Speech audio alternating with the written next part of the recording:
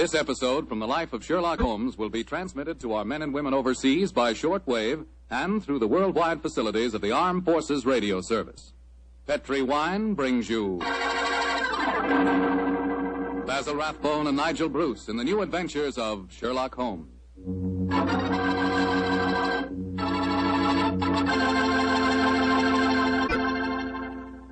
The Petri family, the family that took time to bring you good wine, invite you to listen to Dr. Watson tell about another exciting adventure he shared with that master detective, his old friend Sherlock Holmes. And say, I want to tell you about a little present I've got for you. A present, and it's free. It's a swell recipe calendar printed in full color, and it's good for 2 years, 1945 and 46. But best of all, this calendar not only dates, it gives you loads of swell recipes and ideas for cooking with Petri wine. Want to know how to make spare ribs that are out of this world? You want to learn a new way to fix liver and onions, a swell way to make soup more delicious than ever. It's a cinch with this calendar handy in your kitchen to tell you how. In fact, this calendar tells you all you ought to know about wine. And remember, it's free. Just write to Petri Wine, Petri, Petri Wine, San Francisco 26, California. Petri Wine, San Francisco 26, California. We'll send you your swell recipe calendar immediately.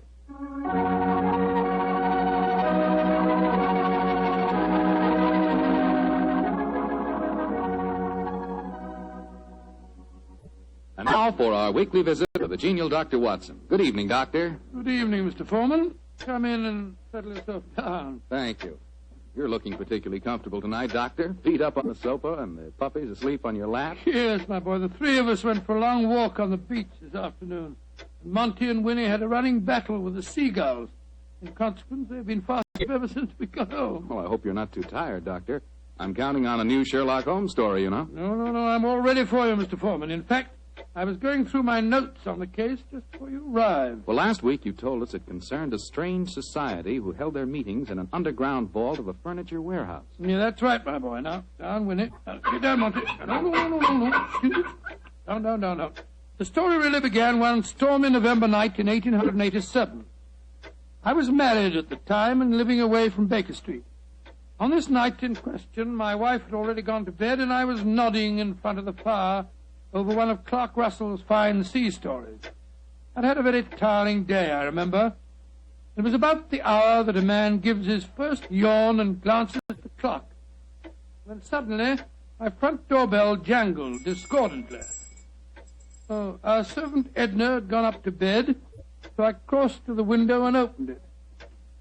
It was very dark, but I could just see the outline of a figure standing on my doorstep. It looked like a woman. Suddenly, a cultivated voice called up to me. Is the doctor in? Yes, madam. I'm the doctor. Then please come at once. It's a matter of life and death. I have a carriage waiting. Gracious me. All right. I'll be down immediately. I closed the window, scribbled a note to my wife, grabbed my coat and hat and my bag, and a few minutes later I stepped out of the front door and closed it behind me. The carriage was standing at the curb, but I couldn't see any trace of the lady who'd called me. The only person in sight was an old and repulsive-looking beggar woman, dressed in rags and tatters. After a moment of bewilderment, I spoke. My good woman, did you see a lady leave here a moment ago? No, doctor, she didn't leave. She's still waiting for you. Forgive me, madam, but clothes of yours, I thought you were a beggar woman. There isn't any time to discuss that now. Please get in this carriage. Oh, but where's the driver? I'm going to drive. Please get in. Very well. It's only business. Are you sure that you can handle those horses, madam? Of course I can. You should tell me the way you're driving, ma'am. Please don't ask me any more questions, doctor. You'll find out soon enough.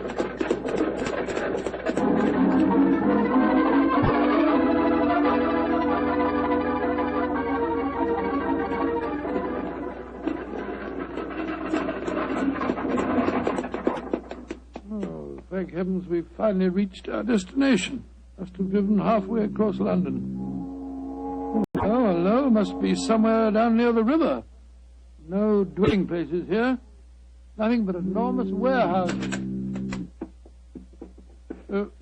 Why have we stopped here, madam? Oh, this is where we're going. Please follow me down these steps. I wish you'd tell me where you're taking me. We have a club here in the basement. You'll see for yourself in a moment. It's a very solid-looking door. How do you propose to get past it? I'll show you.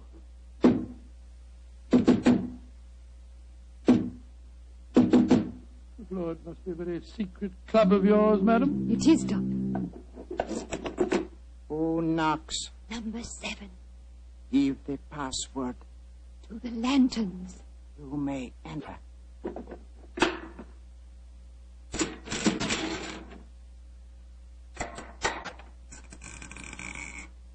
Follow me, Doctor.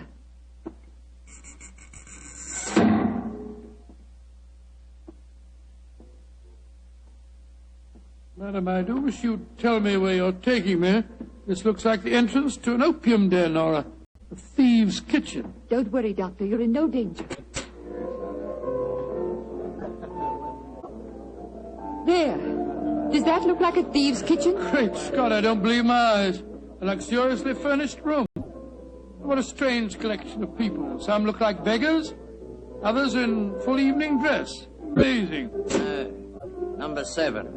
Who is this man? He's a doctor. I went to fetch him. I thought I said there were to be no strangers inside. Now look here, my good man. I've been extremely patient, but my temper's beginning to wear a little thin. Either let me see your patient at once or show me out. My time's valuable and I don't propose to waste it. I'm sorry, Doctor. Where is Julian? He's in the back room. And if you know what's good for you, Doctor, whatever you call yourself, you'll forget everything you see in here. Stop threatening me, sir. I'm not in the least interested in your blasted club. Just take me to the patient.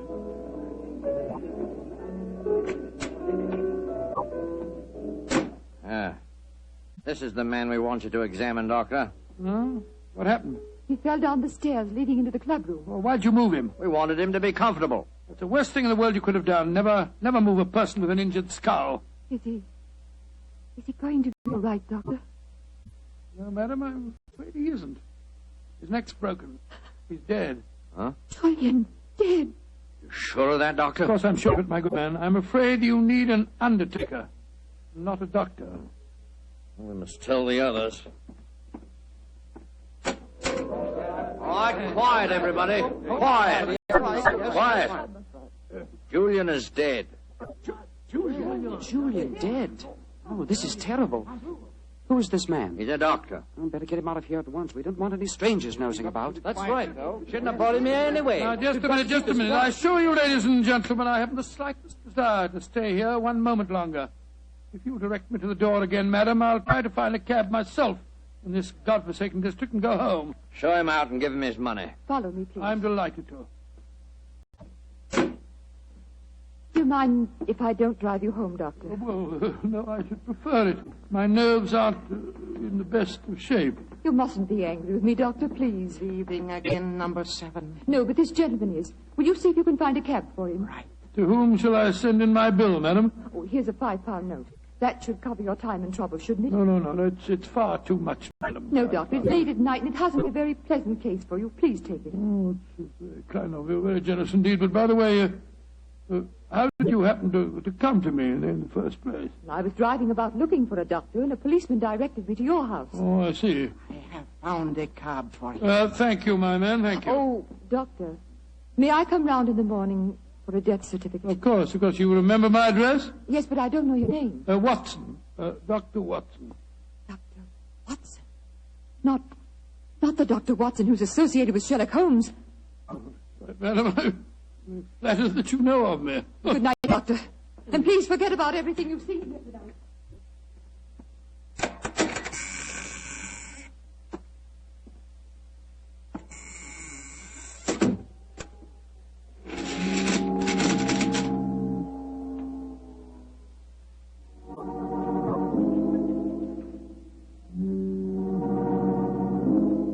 Well, upon my soul, what an amazing business.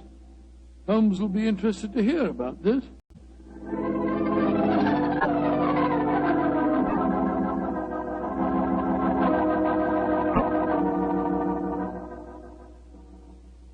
And that's the way it was, Holmes. One of the most curious adventures I ever had without you. Very interesting, Watson. You say this underground cellar was luxuriously furnished. Yes, and the people there were an amazing mixture. Some were in rags and some in evening dress. Huh, like the nursery rhyme, eh? Some in rags and some in tags and some in velvet gowns. Exactly. You had the feeling that I was taking part in a story out of the Arabian Nights. I must say, though, I was pretty angry at the time. However, after a good night's rest, I feel quite differently this morning. I thought I'd just drop round and tell you all about it. I'm glad you did, my dear fellow. It would be interesting to see if any repercussions of your strange adventure reach us. Oh, I doubt it. The woman seemed frightened to death when I mentioned your name. We shall see. Meanwhile, I'm expecting a client. You're not too busy. Perhaps you can stay. No, I'd like to very much. Who is it, you know? This telegram will tell you much more than I can. Arrived an hour ago. Let's have a look. Be at your lodgings this morning to discuss our problem. Signed AMS. Pretty high-handed message. Be at your lodgings. Oh, please. What suppose AMS stands for? I was just toying with that problem when you arrived. Would it be the American Medical School? No, there's no such body. It's the American Medical Association. Oh, yes. The imperious tone of the message inclines me to believe that the A stands for Amatuer. Very possibly. Amateur Oscar Society. Or the Amateur Murderers. That would be a nice thought, wouldn't it? Their representative now, no doubt, to save us further guesswork. Holmes, it looks like the same carriage that I drove in last night. The girl standing on your doorstep dressed in the height of fashion. Mrs. Hudson's letting her in. Splendid. It seems that we have not heard the end of your adventure. Go and meet the lady at the top of the stairs, will you, old chap, and save Mrs. Hudson's legs. Right, you are, Holmes. Thank you, Mrs. Hudson, thank you. All right, come in, madam. Want to come in? Thank you, Dr. Watson. Mr. Sherlock Holmes. At your service, madam. Won't you sit down? I'm Lady Dorothy Brownlee. It's your voice. You're the lady who fetched me last night, dressed up as a beggar woman. Yes, I am, Dr. Watson. Forgive me for being so mysterious at the time. Doubtless you have come to consult me regarding last night's unfortunate accident at the Amateur Mendicant Society. How did you know what the initials stood for, Mr. Holmes?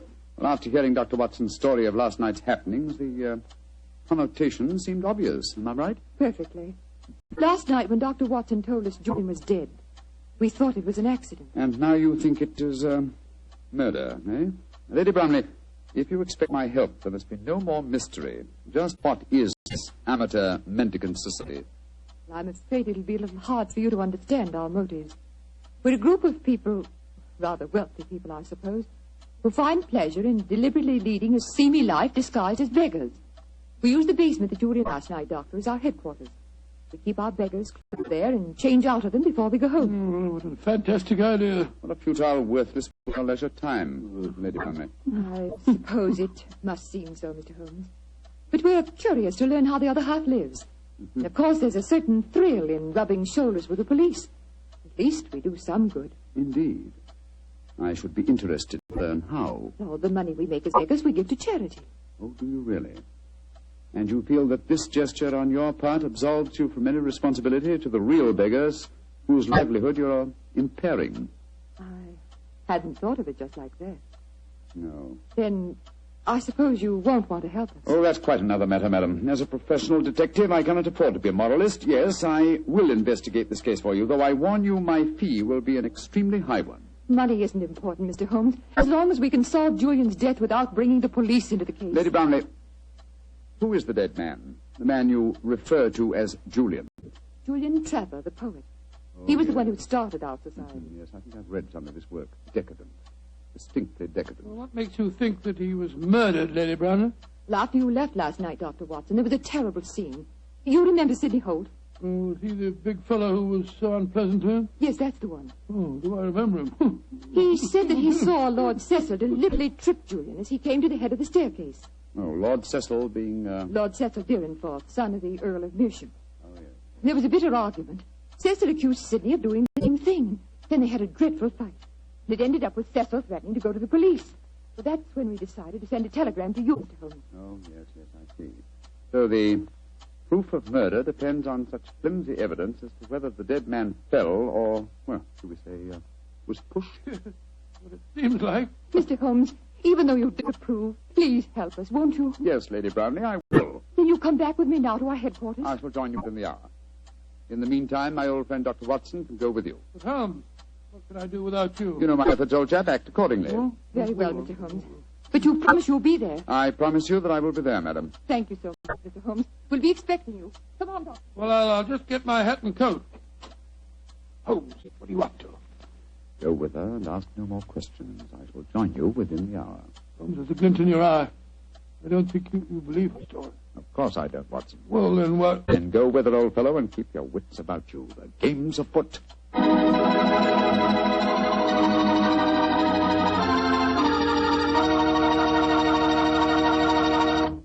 The story of the Amateur Mendicant Society will continue in just a few seconds. Time I'd like to use to remind you that you're really missing something until you try having wine with your dinner. And I mean a Petri wine.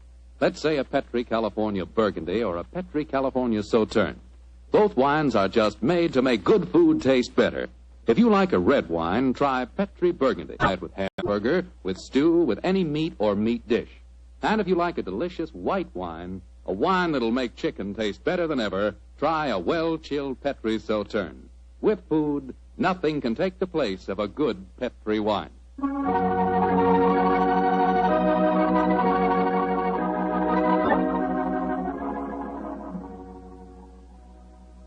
And now back to tonight's new Sherlock Holmes adventure. The Amateur Mendicant Society, a group of wealthy eccentrics who pose as beggars, have come to Sherlock Holmes and Dr. Watson with a problem. One of their members has apparently been murdered, and the famous pair have been asked to investigate the killing.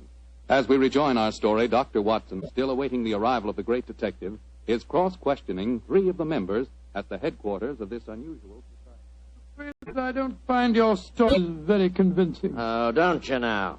Well, then suppose you stop asking questions until Sherlock Holmes gets here. He's the man we've engaged to settle this business, not you. We're paying for his services, not those of his assistant. Mr. Holmes asked me to conduct this preliminary investigation, my good man. I'm perfectly familiar with his methods. So keep a civil tongue in your head if you want us to continue with this case. Well, I'm not answering any more questions till he gets here. Insufferable fellow. Lord Cecil, you say that you saw Holt deliberately trip the dead man as he came down the stairs last night. Yes, I did. Well, where were you standing, sir? At the head of the staircase. Holt was beside me, and as Julian came by, he deliberately... Excuse me, number 11, excuse me. What is it? There is a strange man just come in. He is dressed as you when you work, but I do not remember to have seen him here before. He speaks very rough. Did he give the correct signal? Yes, and the password. He must be a new member. I suppose we better see him. Bring him in. Oh, bad time for him to come here, confound it. This way, please. Tommy, what a nice place you got here. Yeah, what a nice place. Certainly do yourselves proud, don't you?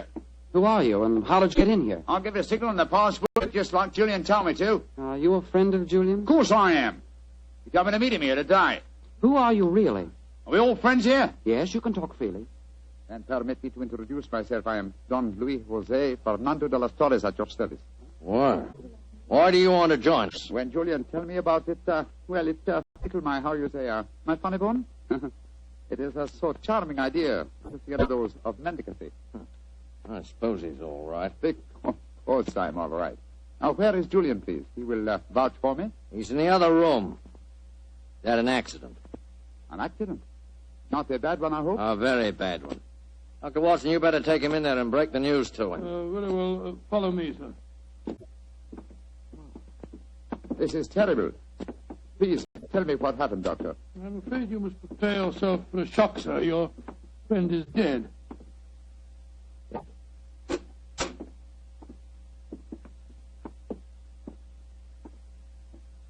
His neck was broken last night in some brawl. Yes, except that I do believe it was an accident, Watson. Holmes! Quiet, old chap, quiet. But not quietly enough, Mr. Sherlock Holmes. Come on, come back to the others and let all take a look at you. Come on, get moving, both of you. This isn't a pop gun in my hands. Sorry, Holmes, I gave the whole thing away. That's all right, old chap. Oh, Cecil, Dorothy, come here. I want you to take a look at the great Sherlock Holmes. Walked into our trap just like any stupid policeman. I know why you had to dress up to do it, though, Mr. Holmes. We were waiting for you here anyway, you know. Oh, I was well aware of that, Mr. Holt. You see, I knew I was walking into a trap. How did you know that, Mr. Holmes? Lady Brownlee, the story you brought to us today was so obviously a false one. just as there is no amateur mendicant society. Who are they, Holmes? Go ahead, Mr. Holmes. Him. Let's see how much you really do know. Yes, go ahead. Why should I tell you what you already know? Go on, talk if you know what's good for you. Oh, you're so persuasive, aren't you, Mr. Holt? Very well. Undoubtedly, Julian Trevor's death last night was an accident. You fetched a doctor, Lady Brownlee, a very natural move, and later discovered that the doctor in question was the old friend of Sherlock Holmes. You were all afraid that I would become interested in your unusual society, and so you invented that very thin story about the accident being a murder. You wanted to lure me here so that I could be disposed of, and you could all continue your nefarious works without hindrance. Well, now aren't we clever? What is our nefarious work, may I ask? Your password gave me a clue to the lanterns. Prior to the French revolutionists, they strung the aristocrats up on the lampposts. Then again, the combination of curious costumes and a luxurious establishment in a low-class area posed another question. What political belief provides a common meeting ground for misguided aristocrats and dangerous commoners? And how did you answer that question? Oh, very simple, my dear sir. One word. Nihilism. Its doctrine of assassination and overthrow of government would find every chance of being put into practice by all of you at the forthcoming Jubilee celebrations to be held here in London. And also would account for your beggar's clothes. A beggar would have greater freedom of movement in a crowd than an ordinary person. You're a clever man, Mr. Holmes. Too bad you'll have to die. I'll get the rope. What are you going to do with him? Do? Give him a first-hand taste of nihilism, of course. They can't live. They know too much. You can't possibly do this, you know. The police will track us here. By the time the police get here, you and your friend Holmes will be blown to kingdom come. Here's the rope, Sidney. All right. Hands together, Mr. Holmes. That's it. Ah! Oh, mind that bandaged wrist of mine, will you? It's confoundedly sore. Oh, isn't that a shame now? Is this any better? Tie up the doctor, Cecil, while I bind Holmes's legs. With pleasure. I can't go through with this. What do you mean, Dorothy? You can't go through with it. I just can't stand by and see two innocent men murdered. Don't be a fool, Dorothy. We can't let them live. They know too much. I don't care. If you go on with this, I'm going out for the police. You fool. Tie her up as well, sir. Leave me alone. Sit down there beside him. Go on. You're a devil. Oh, shut up. Now, Mr. Holmes, I'm going to fetch a little invention. A little invention I'm sure you'll be interested in. Mr. Holmes, it's a pity you and your friend didn't learn to mind your own business. I'm afraid it's too late to teach an old dog new tricks. It's too late now, at any rate. Quite comfortable, Dr. Watson? Don't you speak to me, sir. You're a filthy traitor to your country. Rubbish. Here we are. Example of Mikhail Petrov's mechanical genius. This bomb will blow the entire building sky high, and the three of you with it. Now, I wind the time clock so, and we'll set the fuse to go off in 5 minutes. It'll give us plenty of time to get away. So.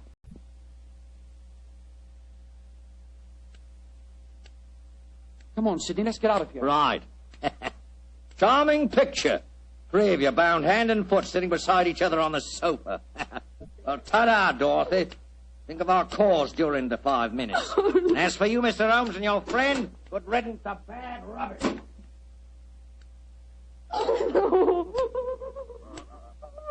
Well, Holmes, this looks like the end. Afraid so, old chap. I blame myself. If I hadn't been so infernally noisy when I recognized you, we wouldn't be in this mess. Wasn't your fault, old fellow. I think they suspected me anyway. Well, I must say it seemed to me that you told them a great deal more than was necessary about your suspicions. Surely you could pretended ignorance. Oh, I suppose I could have done. I can't die yet. I'm not ready to Courage, die. Lady Brownlee, courage. And by the way, was I right in assuming that your associates are nihilists? Of course they are. They're planning to assassinate the Prime Minister during the Jubilee celebration. Prime Minister, great heavens, Holmes, we've got to get free. Assuming some miracle happened, we did get free, and your former associates were arraigned in court. Would you testify against them? Oh, of course I would. But what chance is there of that? That clock, that devilish clock, why doesn't it stop If it bothers you that much, Lady Brownlee, I'll stop it for you. Holmes, your hands are free. Of course they are, my dear fellow. Bandaged wrist I mentioned just now concealed a razor-edged blade. I cut through the ropes almost before our friends had left the room. Then why did you keep us in suspense, Mr. Holmes? I wanted to be quite sure that you'd testify in the forthcoming trial, madam. There we are. That renders the bomb harmless. Aha! And that means that the police have sprung the trap that I set for your associates, Lady Brownlee. It's lucky for you that you had a change of heart and prevented you from leaving us. Oh, Mr. Holmes, how can I ever thank you? Holmes, you had the place surrounded with police when you came in here. Of course I did, my dear fellow. Here, undo your ropes. No wonder you were so calm. No wonder you told them so much. You wanted them to show their hands. Precisely, old fellow. And they obliged me most satisfactorily. They attempted our triple murder. They are self-confessed anarchists. And with the evidence of Lady Brownlee, I'm sure that we can put them where they all belong. Considering it barely noon, I think you'll agree, Watson, that is a very comprehensive morning's work.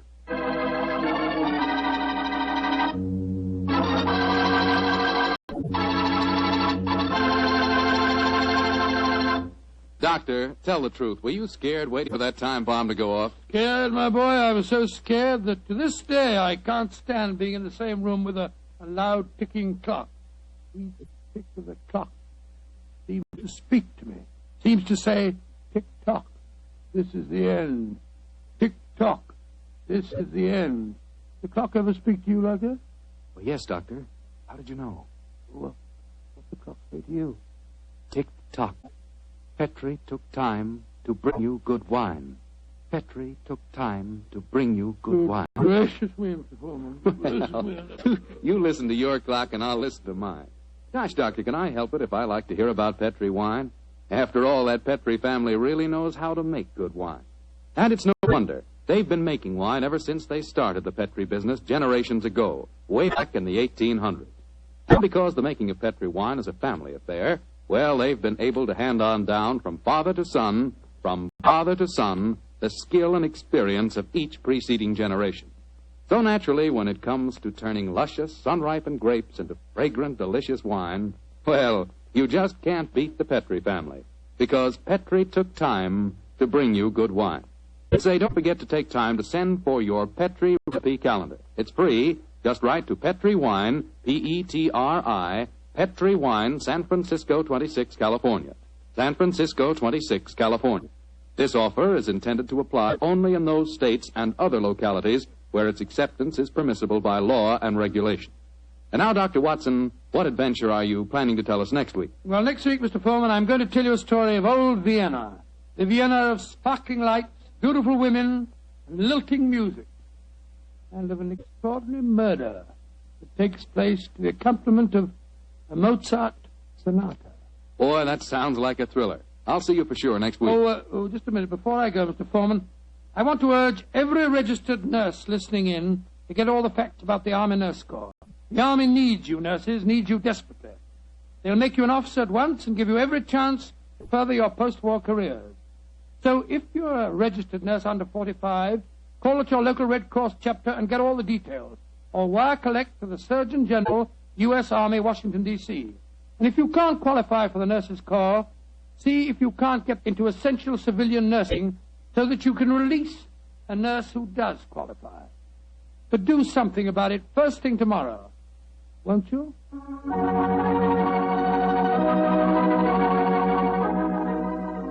Tonight's Sherlock Holmes adventure is written by Dennis Green and Anthony Boucher and is based on an incident in the Sir Arthur Conan Doyle story, The 5 Orange Pips.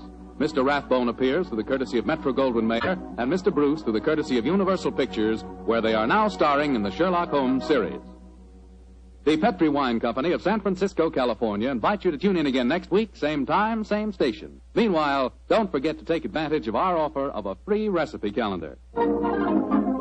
Oh, the Petri family took the time to bring you such good wine. So when you eat and when you cook, remember Petri wine. To make good food taste better, remember... Petri